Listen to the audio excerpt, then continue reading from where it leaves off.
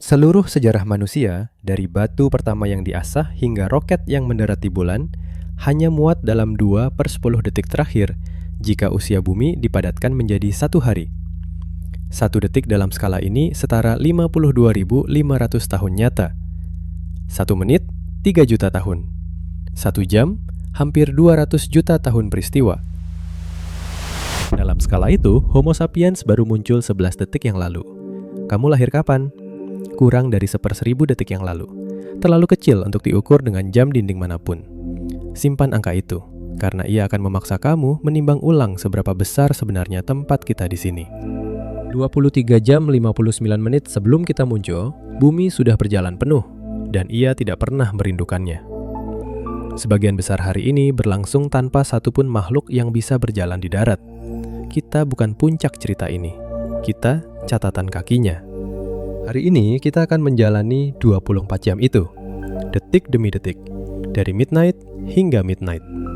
Kisah tentang planet yang mendidih, tentang bulan yang lahir dari kekerasan, tentang oksigen yang membantai 90% kehidupan, dan tentang dinosaurus yang menguasai dunia selama 40 menit penuh, sementara seluruh umat manusia menempati kurang dari 1 menit.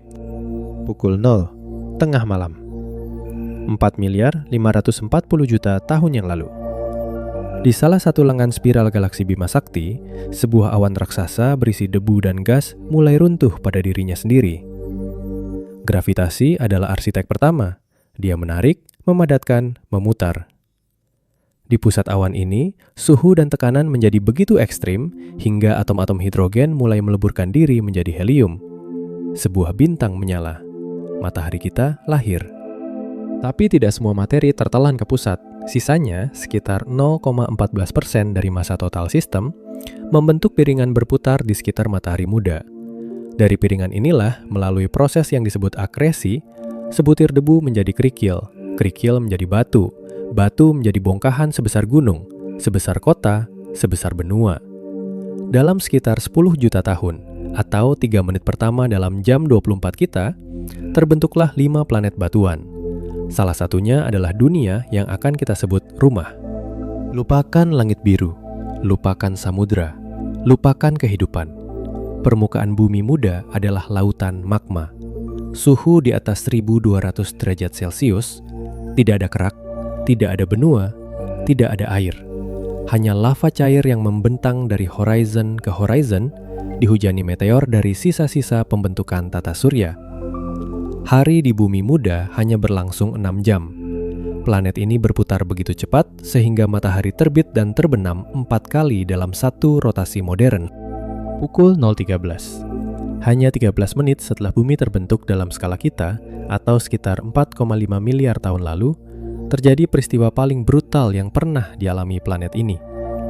Sebuah benda seukuran planet Mars yang para ilmuwan namakan Theia menabrak bumi muda dengan kecepatan sekitar 4 km per detik.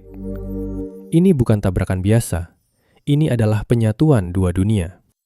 Dalam waktu kurang dari 1 jam, sebagian besar materi Theia tertelan oleh bumi. Puing-puing campuran dari mantel kedua planet terlempar ke orbit.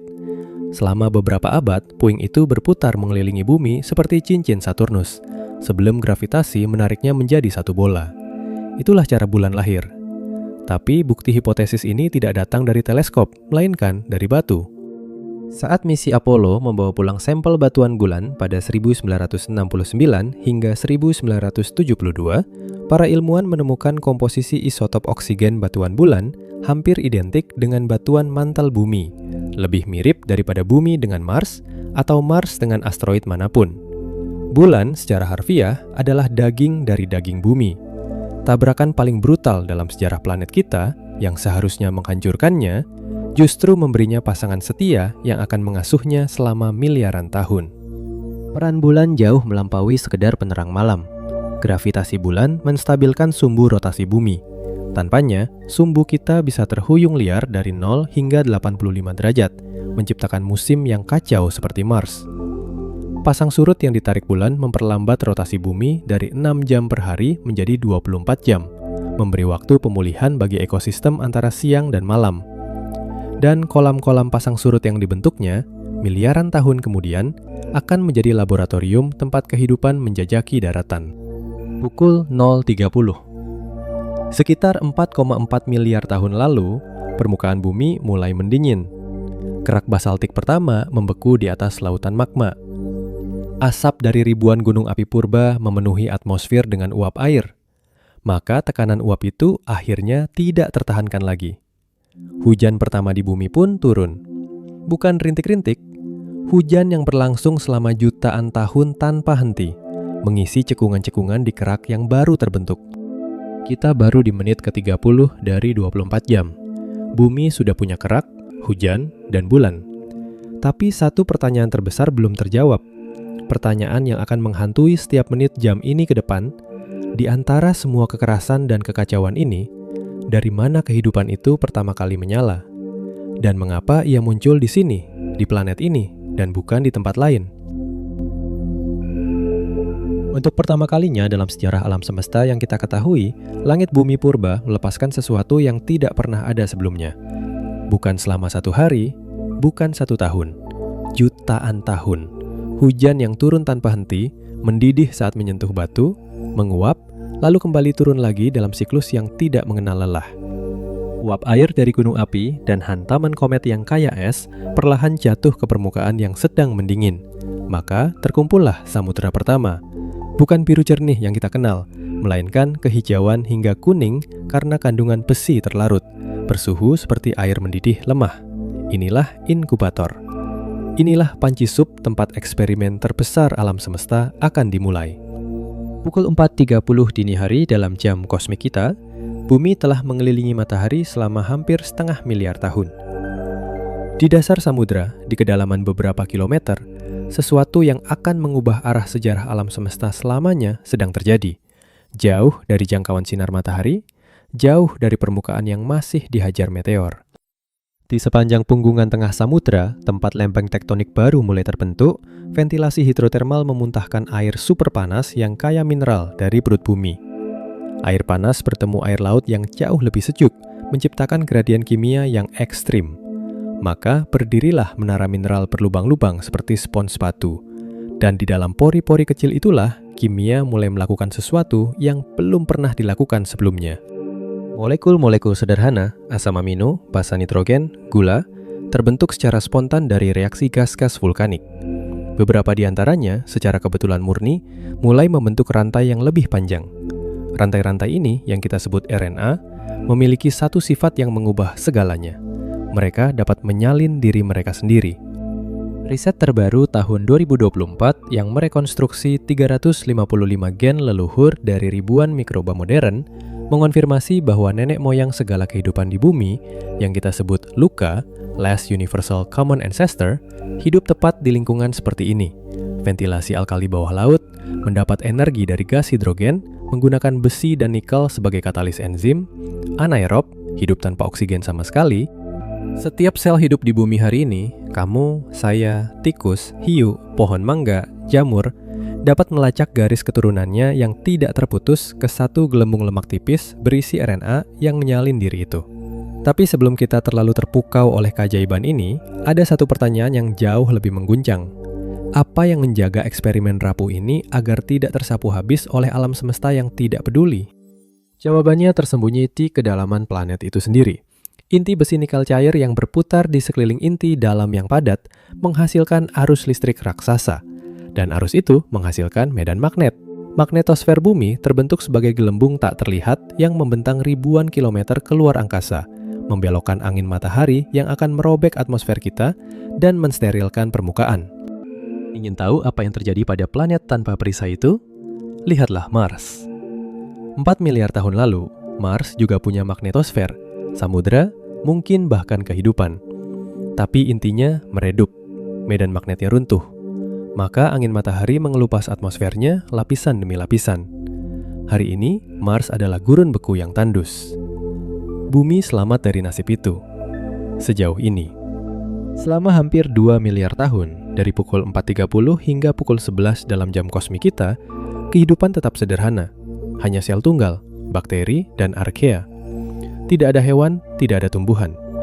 Tapi sekitar 2,9 miliar tahun lalu, Sekelompok bakteri purba bernama Cyanobacteria berevolusi menggunakan air, karbon dioksida, dan sinar matahari untuk membuat makanannya sendiri. Fotosintesis, salah satu penemuan paling revolusioner yang pernah dibuat oleh kehidupan. Tapi fotosintesis menyimpan sebuah ironi yang mematikan. Produk sampingannya, limbahnya, adalah oksigen. Bagi kamu dan saya, oksigen adalah napas itu sendiri. Tapi bagi 90% kehidupan di bumi saat itu, semua mikroba anaerob yang berkembang dalam dunia tanpa oksigen selama 2 miliar tahun, gas ini adalah racun mematikan. Selama ratusan juta tahun, oksigen diserap oleh besi terlarut di samudra dan batuan di permukaan. Buktinya masih bisa kita lihat hari ini. Lapisan-lapisan tebal batuan besi bersabuk berusia 2,5 miliar tahun di seluruh dunia. Samudra yang mulai berkarat terperangkap dalam batu. Ini bukan geologi semata. Ini adalah arsip kepanikan planet yang ditulis dalam lapisan mineral. Dan yang mengejutkan sekaligus menyentuh, ini menjelaskan mengapa setiap napas yang kamu hirup hari ini adalah warisan dari sebuah bencana. Sekitar 2,4 miliar tahun lalu, pukul 11.12 dalam jam kita, spons geologis itu jenuh. Oksigen mulai menumpuk di samudra, lalu di udara. Inilah peristiwa oksigenasi besar, Great Oxygenation Event, atau dengan nama yang lebih jujur pada kenyataannya, bencana oksigen. 90% kehidupan di bumi musnah. Mikroba anaerob yang telah berkuasa selama 2 miliar tahun lenyap atau menyembunyikan diri di sudut-sudut planet yang kini langka oksigen. Tapi, seperti setiap kepunahan massal, bencana ini juga membuka pintu. Beberapa mikroba, termasuk leluhur kita, berevolusi tidak hanya untuk bertahan terhadap oksigen, tetapi untuk menggunakannya sebagai senjata. Respirasi aerob menghasilkan 18 kali lipat lebih banyak energi daripada metode anaerob. Dari abu kehancuran itu, mesin energi paling efisien dalam sejarah kehidupan baru saja dinyalakan. Dan apa yang kemudian tumbuh dari mesin itu akan membuat seluruh 2 miliar tahun sebelumnya terasa seperti sekedar pemanasan. Energi tambahan dari oksigen itu bukan peningkatan kimia biasa. Ia adalah bahan bakar yang miliaran tahun kemudian memungkinkan eksistensi makhluk besar dan kompleks. Ikan, kadal, gajah, paus, dan akhirnya kita. Tanpa bencana oksigen, tidak ada satupun hewan di muka bumi ini. Pukul 13 dalam jam kita, sekitar 2 miliar tahun lalu, terjadi kejadian yang bisa kita sebut lebih ajaib dari asal-usul kehidupan itu sendiri. Sebuah sel besar menelan sel bakteri yang lebih kecil. Tapi, alih-alih mencernanya, ia membiarkan bakteri itu hidup di dalam. Bakteri kecil itu pandai menggunakan oksigen. Sel besar memberinya tempat tinggal dan nutrisi. Maka lahirlah aliansi yang tidak pernah berakhir. Sebuah perjanjian damai purba antara dua spesies yang kita sebut hari ini sebagai endosimbiosis. Dan aliansi itu menjadi permanen. Bakteri kecil itu, yang kita sebut mitokondria, masih hidup di dalam setiap sel di tubuh Anda sekarang. Dengan DNA-nya sendiri yang terpisah dari DNA Anda. Setiap kali Anda menarik nafas, triliunan mitokondria bekerja menggunakan oksigen itu untuk memberi Anda kekuatan bergerak, berpikir, hidup. Anda bukan satu makhluk tunggal. Anda adalah kerajaan. Sebuah koloni perdamaian kuno antara dua spesies yang ditakdirkan untuk tidak pernah berpisah lagi. Dan kerajaan itu, selama hampir 1 miliar tahun berikutnya, tidak kemana-mana. Dari pukul 14.30 hingga 19.30 dalam jam kita, hampir 1 miliar tahun penuh, bumi memasuki periode yang oleh para ilmuwan dijuluki, tanpa romantisme, sebagai The Boring Billion, 1 miliar tahun yang membosankan. Iklim stabil, geologi stabil, bahkan evolusi tampak melambat. Tidak ada hewan multiselular kompleks, tidak ada tumbuhan, hanya samudra dangkal yang dipenuhi alga, bakteri, dan jamur lendir, semuanya mikroskopis. Sebagian peneliti menduga oksigen atmosfer terlalu rendah, yang lain menunjuk kimia samudra yang tidak menguntungkan. Tapi ada satu faktor yang paling tak terduga, kurangnya bencana. Ternyata bencana adalah mesin penggerak evolusi. Tanpa guncangan, kehidupan tidak bergerak maju. Ini paradoks yang paling tidak nyaman. Kestabilan yang kita impikan adalah perangkap yang menghentikan segalanya. Pukul 20.13 malam. Sekitar 717 juta tahun lalu, bumi memasuki krisis iklim paling ekstrim dalam sejarah planet. Letusan provinsi vulkanik raksasa Franklin di wilayah yang kini menjadi Kanada Arktik, terpecahnya superbenua Rodinia yang mempercepat pelapukan batuan dan menghisap karbon dioksida dari atmosfer. Semuanya berkonspirasi mendorong planet melewati titik kritis termal. Saat es mulai terbentuk di kutub, permukaan putihnya memantulkan sinar matahari kembali keluar angkasa. Pendinginan itu mendorong pembentukan es baru yang memantulkan cahaya lagi, yang menghasilkan lapisan es berikutnya. Inilah umpan balik albedo es, siklus yang sekali dimulai hampir mustahil dihentikan. Para ilmuwan menyebut ini Snowball Earth. Ada 2 episode utama, glasiasi Sturtian 717 hingga 660 juta tahun lalu, dan glasiasi Marinoan 650 hingga 635 juta tahun lalu. Suhu rata-rata permukaan turun hingga minus 50 derajat Celcius. Lautan terkunci di bawah es. Fotosintesis hampir berhenti. Kehidupan untuk pertama kalinya sejak pukul 4 dini hari menghadapi ancaman pemusnahan total. Penyelamatnya adalah gunung api. Selama jutaan tahun di bawah es, gunung api terus meletus, melepaskan karbon dioksida ke atmosfer. Tidak ada batuan terbuka untuk menyerapnya, tidak ada samudera terbuka untuk melarutkannya. Maka CO2 menumpuk hingga ribuan kali konsentrasinya hari ini. Dan efek rumah kaca yang dihasilkan begitu ekstrim, sehingga dalam waktu mungkin hanya 1000 tahun, bumi berubah dari freezer menjadi sauna. Pukul 21.09, sekitar 538 juta tahun lalu, sesuatu meledak di samudra yang baru mencair. Para paleontolog menyebutnya ledakan Kambria. Dalam waktu sekitar 20 hingga 25 juta tahun, hampir setiap rencana tubuh utama yang kita lihat dalam dunia hewan modern muncul sekaligus dalam catatan fosil. Hewan dengan kerangka, dengan mata majemuk, dengan cakar, dengan duri, dengan otak. Samudra Kambria dipenuhi predator yang tampak seolah tidak seharusnya ada. Anomalocaris, predator sepanjang 1 meter dengan mata sebesar buah anggur dan mulut bundar berisi cakram bergigi. Opabinia dengan 5 mata di punggungnya. Hallucigenia, cacing dengan duri di sekujur tubuh. Studi 2024 dari Stanford mengungkap bahwa bahkan peningkatan oksigen yang kecil pasca Snowball Earth sudah cukup memicu evolusi gila-gilaan ini. Sebagian besar eksperimen alam itu akan punah, tapi dari beberapa garis keturunan yang bertahan akan datang ikan, semua vertebrata, dan pada akhirnya kita. Pertanyaannya sekarang, apa yang datang setelah kita muncul? Selama 4 miliar tahun pertama, daratan adalah gurun mati. Atmosfer beracun, radiasi ultraviolet menerobos langsung tanpa filter. Tidak ada tanah, hanya batu, pasir, dan keheningan absolut. Semua kehidupan terkurung di samudra, tidak berani melangkah keluar. Tapi sekitar 470 juta tahun lalu, pukul 21.30 dalam jam kosmik kita, kehidupan akhirnya menjajaki daratan. Bukan dengan kaki, bukan dengan paru-paru, dengan spora. Kerabat purba lemut dan ganggang hijau, tanpa akar, tanpa batang sejati, hanya massa lembab yang menempel di batuan dekat air. Makhluk-makhluk kecil ini melakukan sesuatu yang fundamental. Mereka mulai memecah batuan. Asam yang mereka lepaskan menggerus permukaan keras itu perlahan, menciptakan tanah pertama yang pernah ada di muka bumi. Dari kehampaan batu, lahirlah substrat kehidupan. Dalam 50 juta tahun berikutnya, tumbuhan berevolusi dengan kecepatan yang menggiurkan. Pada akhir periode Devon, sekitar 360 juta tahun lalu, daratan yang tadinya batu kosong kini dipenuhi hutan pertama. Pohon-pohon setinggi 10 meter, pakis raksasa, dan kerabat ekor kuda primitif yang menjulang. Tapi tumbuhan tidak datang sendirian. Mengikuti mereka datanglah arthropoda, leluhur serangga, laba-laba, dan kalajengking. Atmosfer di periode karbon mengandung sekitar 35% oksigen, jauh di atas 21% yang kita hirup hari ini. Oksigen ekstra itu menjadi bahan bakar pertumbuhan yang tidak terbayangkan. Oksigen berlimpah itu melahirkan mimpi buruk yang nyata. Capung Meganeura dengan rentang sayap 70 cm, kelabang Arthropleura sepanjang 2,5 meter, kalajengking laut sebesar manusia dewasa. Daratan yang tadinya mati, kini menjadi panggung makhluk-makhluk yang ukurannya melampaui nalar kita. Sekarang, tahan sebentar.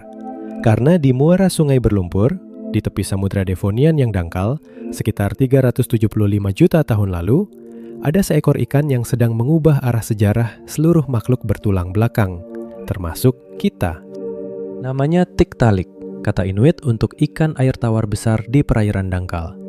Fosilnya ditemukan tahun 2004 di Pulau Ellesmere, Kanada Arktik. Ukurannya antara 1,25 hingga 2,75 meter.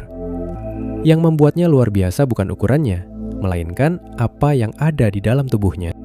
Tiktaalik memiliki sisik dan insang seperti ikan biasa, tapi ia juga punya leher. Kepalanya bisa berputar terpisah dari tubuh, sesuatu yang tidak dimiliki ikan manapun. Ia punya pergelangan tangan primitif di sirip dadanya yang berotot, tulang rusuk kuat untuk menopang beratnya sendiri, dan kepala pipih dengan mata di atas, persis seperti buaya. Ini bukan catatan fosil yang hanya relevan bagi paleontologi. Tiktaalik adalah nenek moyang langsung dari seluruh vertebrata darat, amfibi, reptil, burung, mamalia, dan manusia. Setiap kali kamu menggerakkan pergelangan tanganmu sekarang, kamu sedang mewarisi inovasi yang lahir di lumpur sungai tropis 375 juta tahun lalu. Selama 20 juta tahun berikutnya, sirip berevolusi menjadi kaki dengan jari. Awalnya 8 jari, kemudian 7, kemudian 5. Insang berkurang, paru-paru tumbuh. Sekitar 365 juta tahun lalu, pukul 22.03, amfibi pertama seperti Ichthyostega muncul. Tetrapoda sejati, 4 kaki, penghuni daratan dari garis keturunan kita. Tapi mereka masih terkurung dekat air. Maka, sekitar 320 juta tahun lalu, pukul 22.18, lahirlah inovasi yang benar-benar membebaskan. Telur amniotik. Telur bercangkang keras dengan kantong internal yang membawa air dan nutrisi sendiri. Sebuah kolam kecil yang bisa dibawa kemana saja. Ini melahirkan reptil dan membuka pintu menuju dataran kering, padang pasir, pegunungan. Tapi sebelum reptil itu sempat berjaya, bumi menyiapkan sesuatu yang jauh lebih gelap. Selama 160 juta tahun, 50 menit penuh dalam jam kosmik kita, dinosaurus mendominasi setiap ekosistem darat di bumi. Bukan sekedar bertahan, mereka memerintah. Ratusan, mungkin ribuan spesies muncul dan punah dalam rentang itu. Brachiosaurus dengan leher 20 meter. Stegosaurus dengan piring punggung yang hingga hari ini masih menjadi misteri. Triceratops dengan tanduk dan kerah belindung. Velociraptor dengan kuku sabit dan otak yang untuk ukuran tubuhnya relatif besar. Dan kemudian sang raja. Tyrannosaurus Rex, predator dengan rahang yang mampu menggigit dengan kekuatan 6 ton, lebih kuat dari hewan darat manapun yang pernah ada di planet ini. Gigi sepanjang pisang, mata yang menghadap ke depan untuk persepsi kedalaman yang presisi. Tapi sains modern baru saja meretakkan gambar sang raja yang selama ini kita kenal. Konfirmasi beberapa dekade terakhir tidak bisa diabaikan. Banyak dinosaurus, termasuk T-Rex muda, memiliki bulu. Bukan bulu untuk terbang. Bulu pertama berevolusi sekitar 200 juta tahun yang lalu sebagai isolasi panas. Hanya ketika sekelompok kecil dinosaurus berkaki dua, Theropoda, kerabat T-Rex, mengembangkan bulu panjang dan asimetris di lengan mereka, terbang menjadi mungkin. Sekitar 150 juta tahun yang lalu, pukul 23.12 dalam jam kita, Archaeopteryx terbang melintasi hutan Jura. Setengah dinosaurus, setengah burung, bergigi, berekor tulang, bercakar di sayap, namun sudah terbang. Maka inilah salah satu kebenaran paling menggelisahkan sekaligus paling indah dalam sains modern. Dinosaurus tidak punah. Setiap merpati di taman kota, setiap ayam di meja makan, setiap elang yang melayang di atas pegunungan adalah dinosaurus. Theropoda kecil berbulu yang selamat dari hari yang akan segera kita hadapi. Tahan sebentar, karena apa yang terjadi berikutnya bukan sekedar bencana. Ini adalah riset paksa paling menghancurkan yang pernah dialami planet ini, dan ia datang dalam sepersekian detik. Pukul 23.39, 66 juta tahun yang lalu. 21 menit sebelum tengah malam. Sebuah asteroid berdiameter 10 hingga 15 km, seukuran Pulau Bali, yang selama 4 miliar tahun mengorbit matahari dalam sabuk asteroid, hari itu lintasannya berpotongan dengan bumi. Ia menghantam laut dangkal di semenanjung Yucatan, Meksiko. Kecepatan dampak 20 km per detik. Sudut dampak 45 hingga 60 derajat. Sudut terburuk yang mungkin untuk kelangsungan hidup. Energi yang dilepaskan setara dengan 10 miliar bom atom Hiroshima dalam sepersekian detik. Kawah Chicxulub yang ditinggalkannya berdiameter 200 km, kedalaman hampir 20 km, dan hingga hari ini masih terdeteksi sebagai cincin gravitasi di bawah hutan Yucatan dan dasar Teluk Meksiko. Tapi dampak langsung itu bukan yang membunuh. Yang membunuh adalah apa yang datang sesudahnya. Batuan yang terlempar ke ruang angkasa jatuh kembali sebagai hujan meteor membara, memanaskan atmosfer hingga suhu oven panggang. 70% hutan di bumi terbakar dalam satu hari. Triliunan ton jelaga dan batuan yang menguap membentuk awan global yang memblokir sinar matahari hingga 90% selama bertahun-tahun. Fotosintesis runtuh. Suhu permukaan anjlok belasan derajat. Dengan tumbuhan mati, rantai makanan runtuh dari bawah ke atas. Herbivora mati. Predator yang memakan herbivora mati. Predator yang memakan predator itu mati. Hasilnya, 75% dari seluruh spesies di bumi punah. Seluruh dinosaurus non-burung lenyap. Setelah 160 juta tahun pemerintahan, era mereka berakhir lebih singkat dari satu kedipan dalam jam kita. Kita perlu berhenti sejenak di sini, karena ini bukan sekedar kisah kepunahan. Ini menjelaskan mengapa kamu ada di sini sekarang, membaca dan mendengar ini. Studi terbaru tahun 2025 dari Nature Communications mengukur ulang dampak sulfur dari tumbukan itu. Ternyata 5 kali lebih rendah dari estimasi sebelumnya. Maka, debu dan jelaga bukan aerosol sulfat yang menjadi algojo utama kehidupan. Namun hasil akhirnya tidak berubah. Kepunahan massal terbesar kedua dalam sejarah planet ini. Dan dari abu itu, secara harfiah dari abu, sesuatu kecil dan berbulu merangkak keluar dari liangnya. Mamalia bukan pendatang baru. Mereka telah hidup berdampingan dengan dinosaurus selama 160 juta tahun. Tersembunyi sebagai makhluk seukuran tikus, aktif di malam hari, tidak pernah lebih besar dari musang. Tapi kini, dengan panggung yang kosong sepenuhnya, seluruh ceruk ekologis terbuka, dan mereka siap mengisinya. Dalam 10 juta tahun, pukul 23.43 dalam jam kita, mereka telah menjadi paus, kelelawar, kuda, gajah, harimau, dan primata pertama di hutan tropis Afrika, leluhur langsung kita. Sekitar 4 juta tahun lalu, pukul 23.58.43 dalam jam kosmik kita, Australopithecus muncul, termasuk Lucy yang terkenal, ditemukan di Hadar, Ethiopia, berusia 3,2 juta tahun. Makhluk kecil ini sudah berdiri tegak, sudah membebaskan tangannya, sudah melihat lebih jauh melampaui hamparan rumput tinggi. Maka 53 detik sebelum tengah malam, sekitar 2,8 juta tahun lalu, genus kita lahir. Homo, manusia pertama. Homo habilis, si tangan cekatan, menggenggam batu dan membentuknya menjadi alat. Otaknya baru 700 ml, setengah dari milik kita. Namun di dalam volumenya yang kecil itu, percikan pertama peradaban sudah menyala. Pukul 23.59.24, Homo erectus tiba. Manusia pertama yang melangkah keluar dari Afrika, menyebar ke Asia hingga Tiongkok dan Indonesia, yang kita kenal sebagai manusia Jawa, Pithecanthropus erectus. Dan melampaui semua itu, ia adalah manusia pertama yang menjinakkan api. Bukan sekedar menemukan api, menjinakkannya. Menggenggam kekuatan matahari di dalam 2 telapak tangan. Pohon keluarga Homo lalu bercabang ke segala arah. Neanderthal menguasai Eropa yang membeku selama 300.000 tahun, mengubur orang mati mereka, melukis di dinding gua. Denisovan, saudara misterius yang baru kita ketahui keberadaannya dari satu tulang jari kecil di Siberia. Dan Homo floresiensis, si hobbit dari Flores, Indonesia, manusia mungil yang hidup di pulau kita sendiri.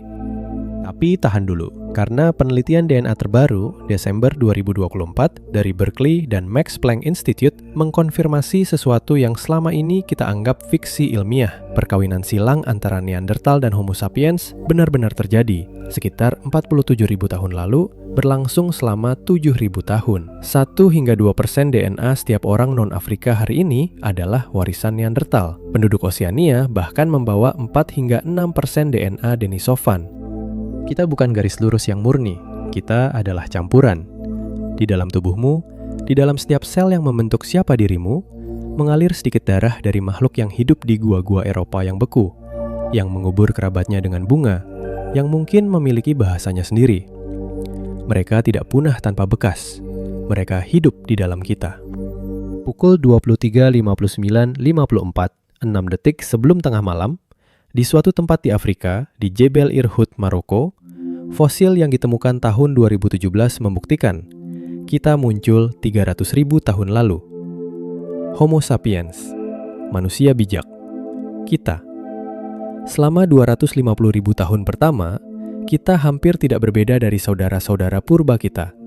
Pemburu pengumpul, berkelompok kecil, membuat alat batu yang sedikit lebih halus. Maka sesuatu berubah. Otak kita tiba di ambang batas tertentu yang tidak bisa kita jelaskan sepenuhnya.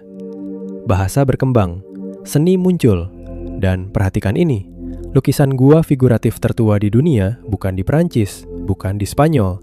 Ia ada di Sulawesi, Indonesia, berusia 45.500 tahun. Seseorang di pulau kita berdiri di depan dinding batu dan memutuskan untuk membuat dunia yang tidak ada menjadi terlihat. Ini bukan sejarah yang jauh dan asing. Ini menjelaskan sesuatu yang sangat dekat dengan hidupmu. Mengapa kamu bercerita? Mengapa kamu perlu narasi, perlu makna, perlu merasa bahwa hidupmu adalah bagian dari sesuatu yang lebih besar? Dorongan itu bukan modern, bukan budaya, bukan media sosial yang mengajarimu. Ia berusia 45.000 tahun, diukir di dinding gua oleh leluhurmu sendiri. Pukul 23.59, 59,8, 2/10 detik sebelum tengah malam, revolusi pertanian. 12.000 tahun lalu, manusia berhenti mengikuti makanan dan mulai memerintahkan tanah untuk memproduksinya. Surplus makanan memunculkan kota. Kota memunculkan tulisan. Tulisan memunculkan hukum, catatan, peradaban. 5.000 tahun lalu, aksara cuneiform, Sumeria dan piramida Giza. 2.500 tahun lalu, Socrates, Buddha, Konfusius, semuanya berpikir dalam satu abad yang sama. Dan disinilah kecepatan sejarah mulai terasa seperti kejang. 250 tahun lalu, mesin uap James Watt. 120 tahun lalu, pesawat Wright bersaudara. 80 tahun lalu, bom atom. 57 tahun lalu, manusia pertama di bulan. 35 tahun lalu, World Wide Web. 20 tahun lalu, smartphone pertama. Sekarang, kecerdasan buatan, penjelajahan Mars, teleskop James Webb yang memotret cahaya dari 13 miliar tahun lalu. Setiap kerajaan yang pernah kamu baca, setiap perang yang pernah terjadi, setiap teknologi yang kamu sentuh hari ini, setiap ibu yang pernah menyusui anaknya, semuanya, tanpa terkecuali, telah terjadi dalam kurang dari 1 detik terakhir dari hari yang berusia 4,5 miliar tahun itu. Bukan metafora, itu adalah proporsi yang sesungguhnya. Kita adalah catatan kaki dari sebuah cerita yang panjangnya tidak bisa kita ukur. Carl Sagan pernah menulis, "We are made of star stuff. We are a way for the cosmos to know itself." Kita adalah satu-satunya bagian dari cerita 4,5 miliar tahun ini yang mampu menceritakannya kembali. Di pundak kita terletak 1 detik berikutnya dari hari ini, dan pertanyaan yang belum terjawab adalah, apa yang akan dikatakan generasi mendatang tentang menit pertama hari kedua? Sekarang kita sampai di bagian yang paling mengguncang dari seluruh jam kosmik ini. Dari pukul 22.38 hingga 23.39, 160 juta tahun, dinosaurus berkuasa di muka bumi. Dalam jam 24, itu setara 50 menit penuh. 50 menit yang mereka miliki sepenuhnya. Maka pukul 23.39, sebuah batu angkasa dengan energi setara 10 miliar bom Hiroshima menghantam semenanjung Yucatan. Asteroid Chicxulub. Dalam hitungan musim, 75% seluruh spesies di bumi lenyap. Dinasti yang bertahan 50 menit itu runtuh dalam sekejap. Tapi tahan, karena disinilah jam kosmik mulai berbicara langsung kepada kita. Primata pertama muncul pukul 23.41. Homo sapiens, spesies kita, baru hadir pukul 23.59.54. 300.000 tahun keberadaan kita di bumi dalam jam 24 ini hanya setara 5,7 detik. Dan angka ini menjadi semakin mencekam kalau kita telusuri lebih dalam. Migrasi keluar Afrika terjadi pukul 23.59.59,05. Perkawinan silang antara sapiens dan Neanderthal yang meninggalkan 1 hingga 2% DNA Neanderthal dalam tubuh kita yang non-Afrika hingga hari ini terjadi pukul 23.59.59,14. Kita bukan spesies yang murni. Kita adalah hasil percampuran yang selamat. Revolusi pertanian, fondasi seluruh peradaban manusia, baru terjadi pukul 23.59.59,77. Tulisan pertama dan piramida, pukul 23.59.59,9. Revolusi industri yang membentuk dunia tempat kita bekerja, bernapas, dan bermimpi hari ini, pukul 23.59.59,995. Sepersekian detik terakhir. Internet yang kita anggap sudah mengubah segalanya, hadir di 23.59.59,999. Angka-angka ini bukan deretan trivia. Mereka menjelaskan mengapa kita, sebagai spesies, masih membawa refleks purba yang berusia jutaan tahun lebih tua dari seluruh kemewahan modern yang kita ciptakan. Dan sekarang, pukul 24.00 tepat, kamu menonton ini. Satu titik di ujung paling kanan garis waktu yang membentang 4,54 miliar tahun. Maka pertanyaan yang sesungguhnya bukan lagi tentang seberapa jauh kita sudah datang, melainkan apa yang akan kita lakukan dengan 5,7 detik yang tersisa bagi kita di jam kosmik ini.